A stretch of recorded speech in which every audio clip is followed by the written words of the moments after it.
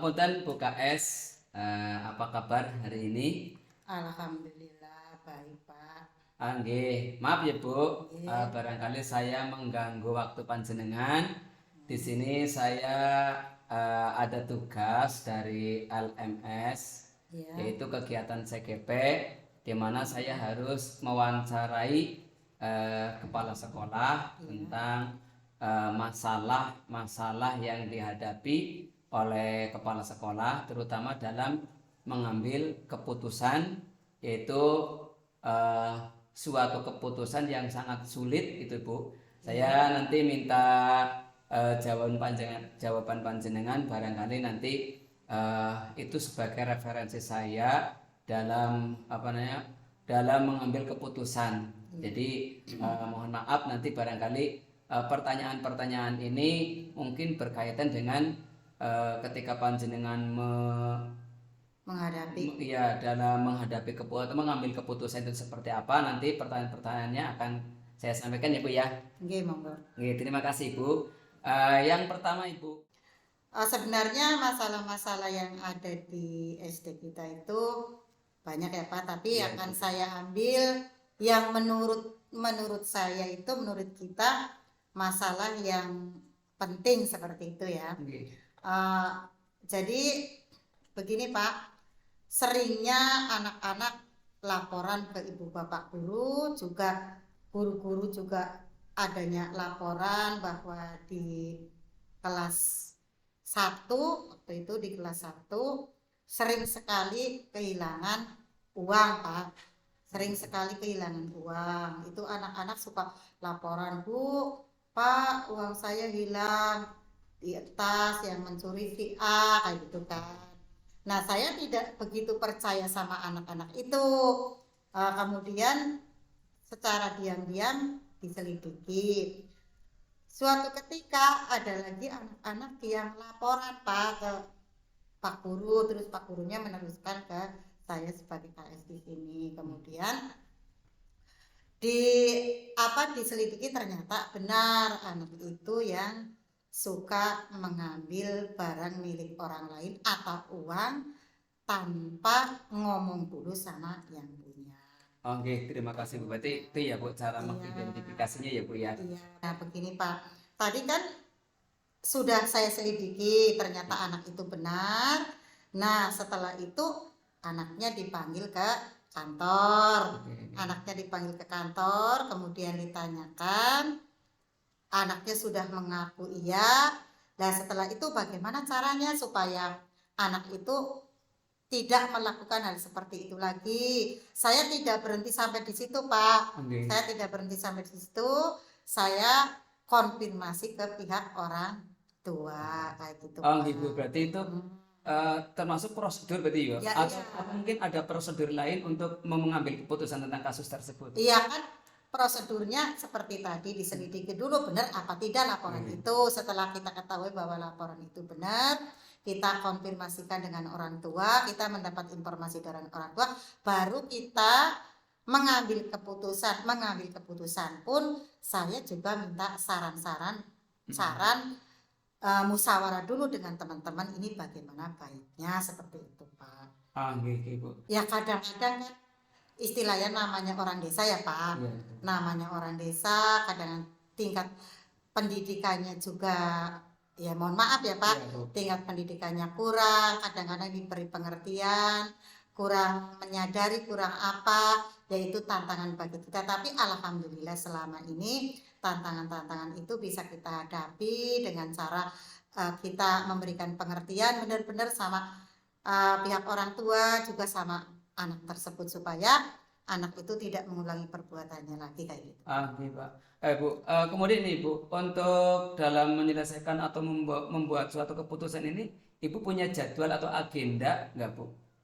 Ya kadang-kadang istilahnya secara spontanitas kayak gitu Iya. Pak, secara spontanitas, atau ini Bu ada masalah seperti ini, kita musyawarah dengan guru-guru, melibatkan guru kelasnya juga, melibatkan guru-guru yang lain, ini sebaiknya gimana, apakah orang tuanya dipanggil ke sini, besok sama-sama kita melaksanakan, sama-sama kita istilahnya diberi pengertian, begitu.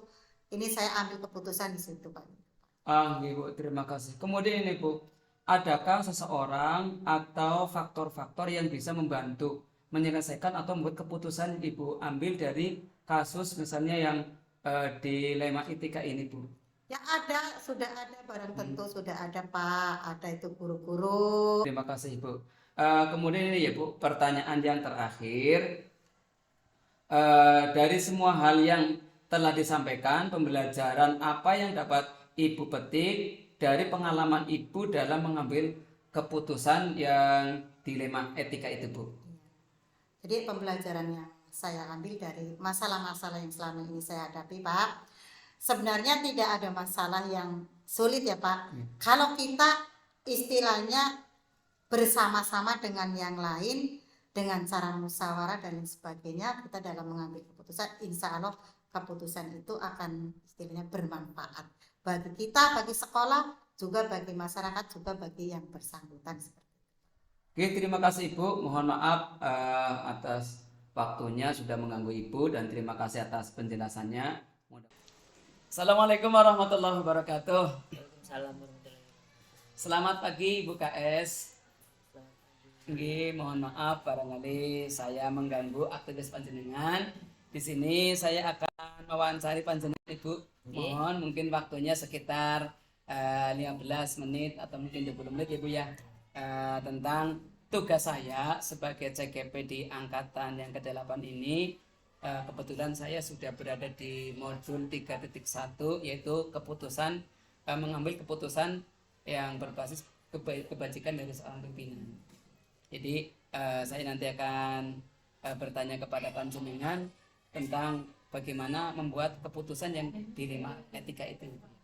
Nih ya, baik pertama nih Bu ya. Untuk pertanyaan pertama, selama ini bagaimana Ibu bisa mengidentifikasi tentang kasus-kasus yang merupakan dilema etika atau rujukan moral itu? Ya, terima kasih kepada Mas Fadil telah memberikan waktunya kepada saya untuk mewawancari saya. Assalamualaikum warahmatullahi wabarakatuh. Waalaikumsalam. Pertama yaitu tentang apa yang diajukan oleh Mas Fadil tentang identifikasi masalah dilema etika dan moral, yaitu di mana dilema etika moral yaitu antara benar dan benar di situ. Jadi di dilema etika itu adalah permasalahan antara benar dengan benar. Harus kita pilih di antara dua. Jadi adalah situasi yang terjadi ketika seseorang harus memilih antara dua pilihan. Di mana di antaranya keduanya pilihan secara moral benar dan juga tetapi bertentangan. Oh, begitu.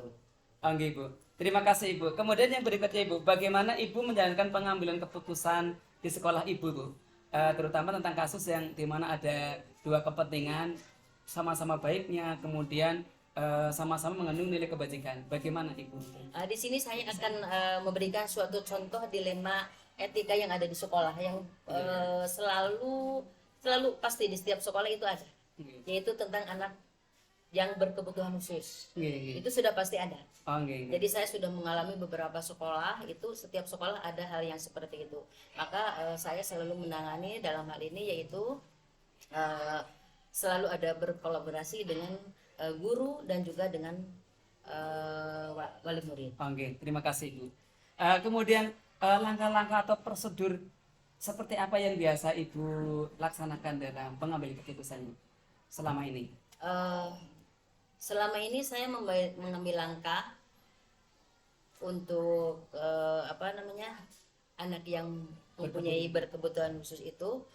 Saya pertama karena memang anak tersebut juga adalah merupakan hak warga negara Indonesia untuk mendapatkan suatu pendidikan. Kami tidak bisa menolak begitu saja. Di mana ada anak yang daftar ke sekolah kita, walaupun seperti apapun tetap harus kita terima karena mereka adalah berhak untuk mendapatkan pendidikan.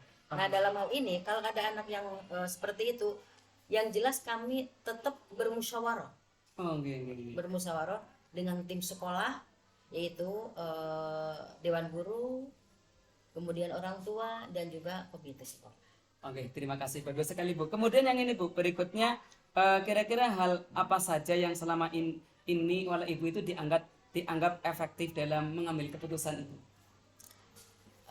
yang sangat efektif, saya itu selalu selalu memberikan atau mengadakan pendekatan khusus dengan anak-anak tersebut. Oke. Kemudian Ibu, tantangan apa? Tantangannya itu suatu komunikasi yang jelas, karena anak yang namanya mempunyai kebutuhan khusus itu ada yang kekurangan fisik, kekurangan mental, dan lain-lain ya. Otomatis yang namanya kekurangan terhadap anak tersebut pasti ada. Sehingga untuk hal ini yaitu tentang masalah komunikasi. Ya. Oke, terima kasih Bu. Kemudian berikutnya Bu, mungkin Ibu ada penjadwalan dijadwalkan dalam mengatasi ini, ada jadwal tertentu atau mungkin diselesaikan di waktu itu? Ada dua hal kemungkinan kita jadwalkan juga, karena kita yang jelas untuk hal anak ini harus benar-benar kita perhatikan secara khusus, sehingga kami menjadwalkan, dan juga kami secara spontan juga ada. Di mana ada anak tersebut membuat suatu kegaduhan atau suatu hal yang aneh, maka kita secara spontan untuk menegur. Oke, terima kasih Ibu. Apakah ada faktor yang selama ini bisa membantu Ibu? Seseorang atau mungkin faktor apa yang bisa membantu Ibu dalam menyelesaikan masalah ini? Yang jelas guru kelas. Itu sudah pasti. Kami selalu komunikasi, dan guru kelas juga selalu berkomunikasi dengan saya sebagai kepala sekolah yang di sini. Kalau ada apa-apa, ini bagaimana langkah selanjutnya untuk menghadapi anak tersebut. Oke, yang terakhir Ibu ya, dari panjenengan tadi sampaikan dari awal sampai akhir, kira-kira pelajaran apa yang dapat Ibu petik dari pengalaman Ibu mengambil keputusan ini? Sesuatu yang sangat unik sekali dan sangat termotivasi sekali dari anak yang berkebutuhan khusus tersebut, sehingga di mana ada anak yang normal itu, nah anak itu pun bisa bersekolah walaupun dengan secara tertatih gitu. Maka kita memberikan masukan kepada guru-gurunya, juga kepada muridnya, bahwa karena di Indonesia adalah berhak anak untuk mendapatkan pendidikan 12 tahun, maka anak yang berkebutuhan khusus bisa sekolah. Apalagi kalian harus bisa mengambil hikmah daripada anak yang kekurangan tersebut. Terima kasih Ibu atas waktunya. Mohon maaf ya. Mudah-mudahan apa yang sudah panjenengan sampaikan kepada saya ini bisa memotivasi saya Ibu. Ternyata begitulah luar biasa Ibu mengambil keputusan untuk setiap masalah-masalah yang ada dilema etika maupun bujukan moral. Terima kasih Ibu atas waktunya. Semoga sukses untuk Ibu. Sami-sami. Assalamualaikum warahmatullahi wabarakatuh. Assalamualaikum warahmatullahi wabarakatuh. Waalaikumsalam. Gimana Bapak KS kabarnya hari ini? Alhamdulillah sehat. Alhamdulillah. Nggih, ngapunten Bapak. Ini saya CGP angkatan 8 Pak, mau wawancara dengan panjenengan kaitannya dengan tugas saya sebagai CGP, di mana di modul ini saya harus wawancara dengan KS. Jadi karena KS pasti akan sering membuat keputusan-keputusan yang berkaitannya dengan dilema etika maupun dengan rujukan moral. Tentunya kami kepengen mengetahui pengalaman-pengalaman panjenengan ketika membuat keputusan-keputusan itu, Pak. Mohon maaf, barangkali saya mengganggu ya, Pak ya. Yang pertama nih, Pak, pertanyaan pertama ya, Pak ya. Selama ini ketika Bapak mengidentifikasi kasus-kasus yang berkaitan dengan dilema etika dan bujukan moral, bagaimana Pak mengidentifikasinya? Ya, terima kasih. Assalamualaikum warahmatullahi wabarakatuh. Waalaikumsalam warahmatullahi wabarakatuh. Pertama kami ucapkan selamat datang di SD Cinanas 1. Nggih, Bapak. Pak Fadil selaku CGP. Menurut tanggapan saya dalam mengidentifikasi sebuah kasus, yaitu kasus etika moral atau bujukan moral ya. Itu pertama ya kita lihat kasusnya dulu, kasusnya harus cepat ditangani atau tidak. Setelah itu kita melangkah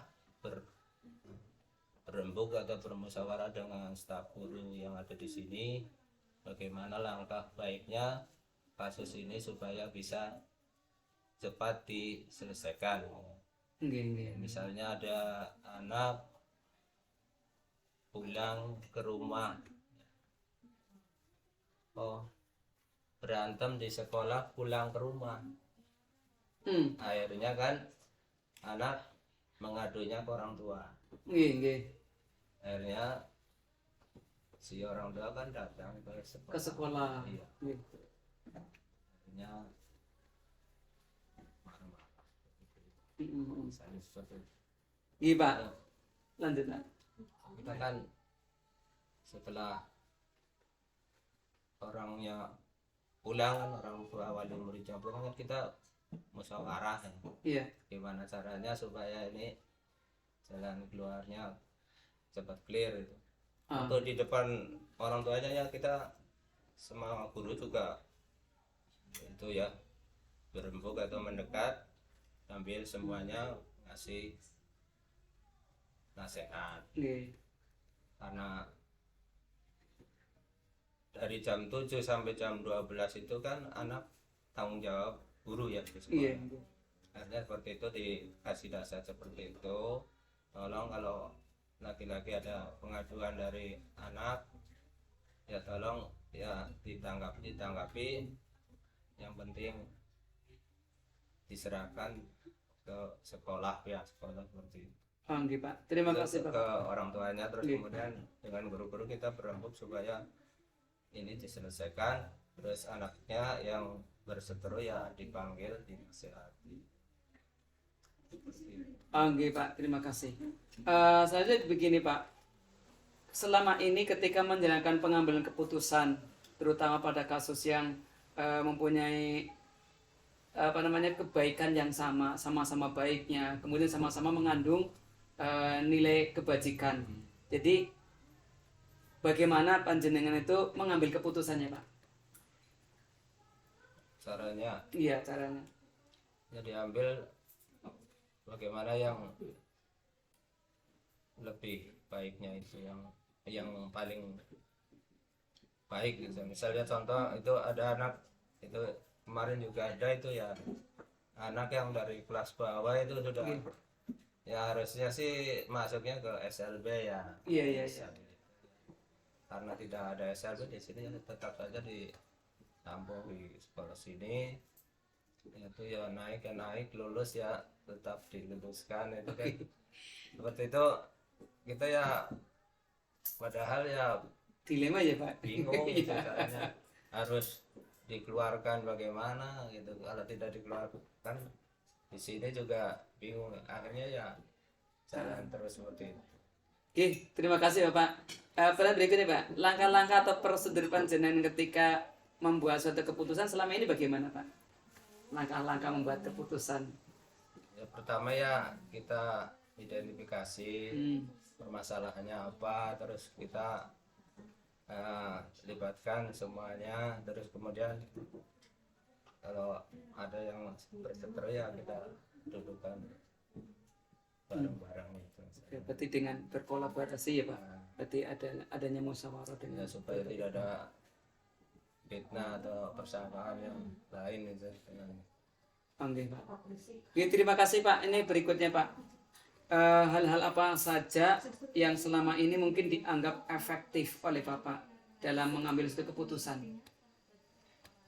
Yang paling efektif yaitu seperti itu, kita musyawarah, terus duduk bersama ya musyawarah, kemudian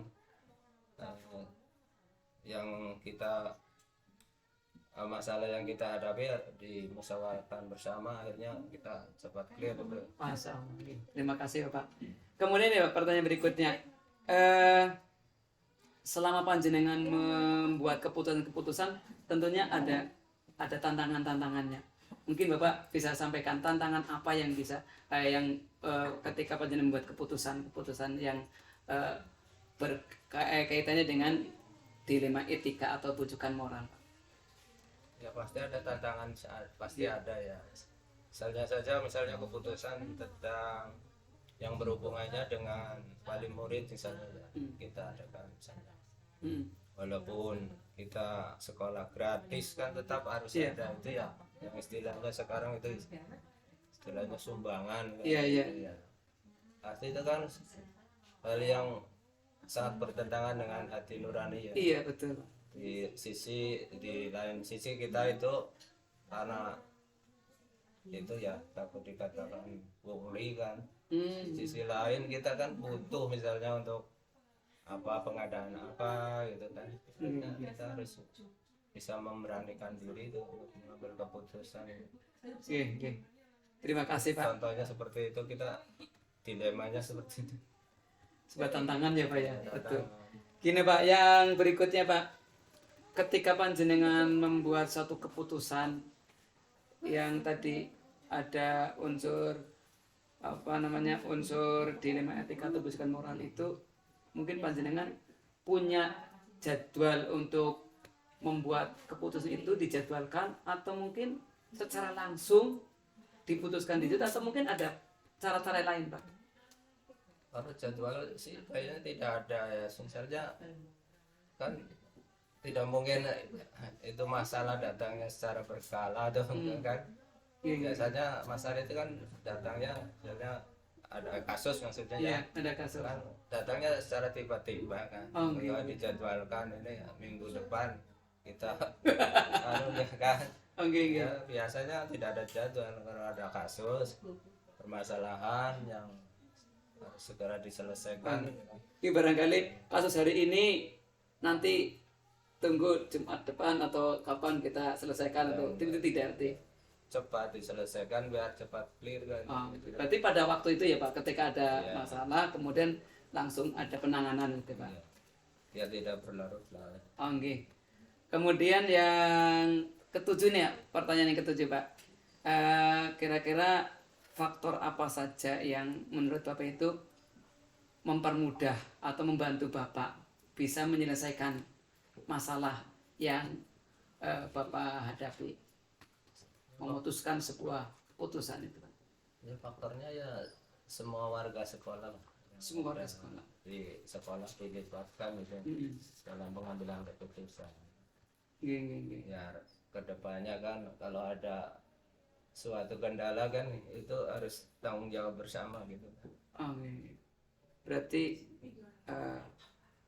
semua warga sekolah itu yang guru yang membantu Bapak ikut memutuskan sebuah keputusan. Baik Bapak, yang terakhir nih Pak, tadi Bapak sudah menyampaikan banyak hal tentang pengambilan keputusan yang selama ini Bapak laksanakan. Kira-kira pelajaran apa yang bisa diambil oleh Bapak dalam membuat keputusan-keputusan ini Pak selama ini? Nah, pelajaran yang bisa diambil ya, kita itu pertama kolaborasi kita itu harus jalan dengan anak buah gitu. Nah, jadi gimana ya, kita harus sejalan seiring ya dengan rekan-rekan, walaupun kita sebagai atasan kan kita menganggap anak buah itu sebagai mitra gitu. Mitra kerja kita, tidak sewenang-wenang bahwa kita itu atasan, tidak semuanya apa ciri aku gitu. Semuanya harus dibicarakan. Terima kasih Bapak, menganggap Dewan Guru itu bukan ada atas ada bawahan, tetapi sebagai mitra. Luar biasa Pak.